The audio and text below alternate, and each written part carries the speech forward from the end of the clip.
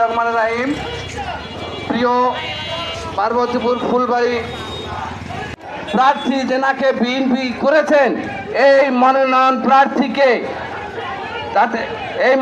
প্রার্থীকে পার্বতীপুর ফুলবাড়ির জনগণ, বিএনপির নেতাকর্মীরা মেনে নেয় নাই বিধায় আজকে পার্বতীপুর ফুলবাড়িতে দুর্বার হারে চলতেছে গণ আন্দোলন।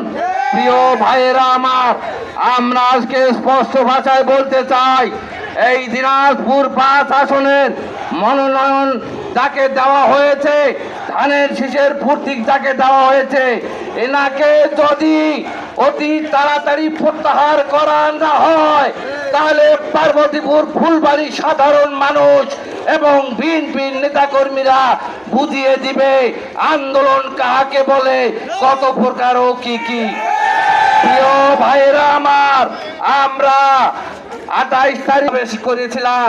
সেই জনসভায় আমরা কেন্দ্রীয় বিএনপির নেতৃবৃন্দ এবং বিএনপির ভারপ্রাপ্ত চেয়ারম্যান জনাব তারেক রহমানকে আমরা বলেছিলাম যে এই 3-4 দিনের মধ্যে যদি দিনাজপুর 5 আসনের মনোনয়ন প্রত্যাশীকে যদি পরিবর্তন করা না হয়, তাহলে পার্বতীপুর ফুলবাড়িতে দুর্বার আন্দোলন করা হবে। প্রিয় ভাইয়েরা আমার, আজকে আবারও বলছি, কর্মী, তৃণমূল বিএনপির নেতা কর্মী, সাধারণ জনগণ মেনে নেয়নি, জনগণের সাথে মিশিয়েছিল, পার্বতীপুর ফুলবাড়ি মাটি ও মানুষের সাথে মিশিয়েছিল, তাদেরকে মনোনয়ন দেওয়া হোক। প্রিয় ভাইয়েরা আমার, আমরা স্পষ্ট ভাষায় বলতে চাই, এই দিন একজন দক্ষ নেতা। প্রিয় ভাইয়েরা আমার, আজকে আমরা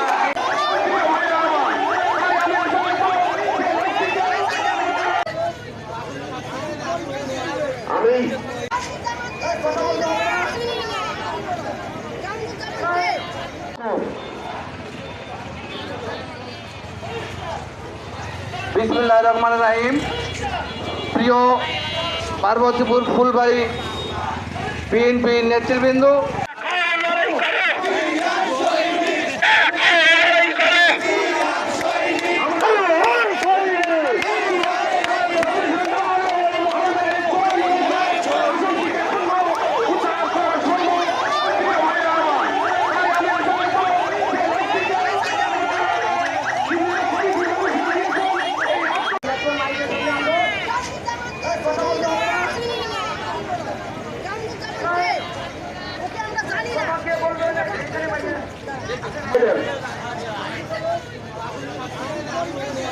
আমি সকলের দৃষ্টি আকর্ষণ করে বলছি, আপনারা সবাই শান্ত